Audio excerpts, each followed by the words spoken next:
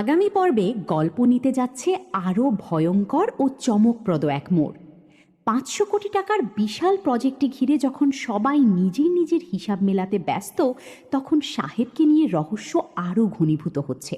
সবাই শুধু সাহেবকে একজন সাধারণ ড্রাইভার হিসেবেই দেখছে, কিন্তু একজন সাধারণ ড্রাইভার কিভাবে এত বড় একটি প্রজেক্টের গুরুত্বপূর্ণ সিদ্ধান্তের সঙ্গে জড়িয়ে যায়? কেন হাজি করিম তার উপর এতটা বিশ্বাস করেন?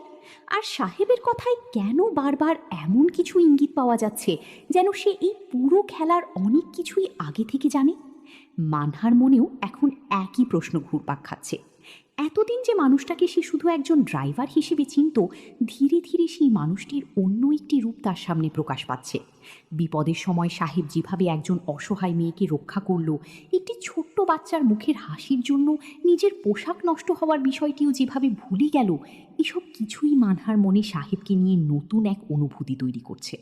কিন্তু সাহেবের নিজের কথাগুলোই আবার মানহার মনে ভয় তৈরি করছে। সাহেব বারবার বলছে, কিছু সত্য মানুষ নিজের মুখে বলে না, সময় হলে সেই সত্য নিজেই মানুষের সামনে এসে দাঁড়ায়। তাহলে কোন সত্যের কথা বলছে সাহেব? মানহার পরিবারের মধ্যে এমন কি রহস্য লুকিয়ে আছে যেটা সে এখনো জানে না? আর সাহেবই বা সেই রহস্য সম্পর্কে কতটা জানে? অন্যদিকে হাজি করিমের সঙ্গে নিশানের সংঘাত এখন চরম পর্যায়ে পৌঁছে গেছে। হাজি করিমের জমি দখল করে বসে থাকা নিশান পরিষ্কার জানিয়ে দিয়েছে সে কোনোভাবেই জমি ফেরত দেবে না। শুধু তাই নয়, হাজি করিমের সিদ্ধান্তের বিরোধিতা করে সে সরাসরি চ্যালেঞ্জ ছুড়ে দিয়েছে। কিন্তু হাজি করিমও পিছিয়ে যাওয়ার মানুষ নন।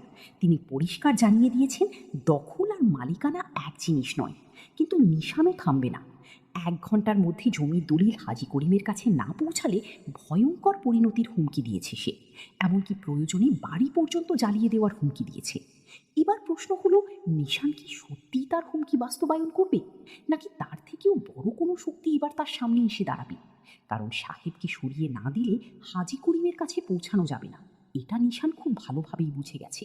আর তাই সাহেব এখন তার প্রধান টার্গেট। অন্যদিকে তানহা ও তার স্বামীও সাহেবকে নিয়ে সন্দেহ করতে শুরু করেছে। তাদের ধারণা, হাজি করিম ধীরে ধীরে সাহেবকে নিজের পরিবারের সবচেয়ে গুরুত্বপূর্ণ মানুষ হিসেবে তৈরি করছেন। ব্যবসার মিটিং থেকে শুরু করে বড় বড় প্রজেক্ট, সব জায়গাতেই সাহেবের উপস্থিতি। এমনকি বাড়ির অনেক সিদ্ধান্তেও সাহেবের মতামত গুরুত্ব পাচ্ছে। তাই সাহেবের আসল পরিচয় বের করার জন্য রকিকে ব্যবহার করার পরিকল্পনা করা হয়েছে। বাড়ির ভেতরে সাহেব কোথায় যায়, কার সঙ্গে কথা বলে, কি করে, প্রতিটি তথ্য পৌঁছে যাবে তাদের কাছে। তাদের উদ্দেশ্য একটাই, সাহেব আসলে কি। কিন্তু তারা জানে না, যে মানুষটাকে তারা দাবার ছোট্ট একটি ঘুঁটি মনে করছে, সেই মানুষটিই হয়তো পুরো খেলাটার আসল খেলোয়াড়। এদিকে হাজি করিম হঠাৎ অসুস্থ হয়ে পড়ায় ৫০০ কোটি টাকার প্রজেক্ট দেখতে মানহা ও সাহেবকে একাই যেতে হবে। হাজি করিম নিজের মেয়েকে সাহেবের উপর সম্পূর্ণ ভরসা করে পাঠিয়ে দেন। কিন্তু প্রজেক্টের পথে কি অপেক্ষা করছে তাদের জন্য? নিশানের লোকজন কি সাহেবকে আটকানোর চেষ্টা করবে, নাকি ৫০০ কোটি টাকার এই প্রজেক্টের মধ্যেই প্রকাশ পাবে সাহেবের অতীতের কোনো ভয়ঙ্কর সত্য? অন্যদিকে কাঞ্চন চৌধুরীর রাগও এখন ভয়ঙ্কর পর্যায়ে পৌঁছে গেছে। সে মনে করছে সাহেবের কারণে তার সম্মান, ক্ষমতা ও পরিকল্পনা সবকিছুই হুমকির মুখে পড়ছে।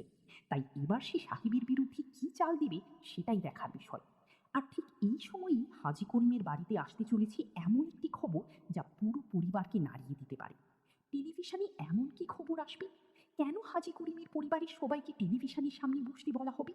সেই খবরের সঙ্গে কি সাহেবের কোনো সম্পর্ক আছে, নাকি ৫০০ কোটি টাকার প্রজেক্টের সঙ্গে জড়িয়ে থাকা এমন কোনো তথ্য প্রকাশ পাবে যা এতদিন সবাইকে অন্ধকারে রাখা হয়েছিল?